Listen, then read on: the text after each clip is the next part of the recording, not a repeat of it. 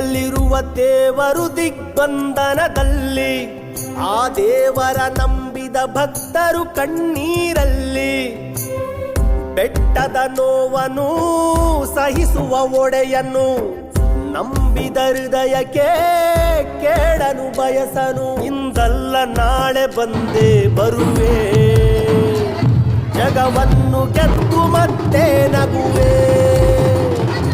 ಇಂದಲ್ಲ ನಾಳೆ ಬಂದೇ ಬರುವೆ, ಜಗವನ್ನು ಗೆದ್ದು ಮತ್ತೆ ನಗುವೆ.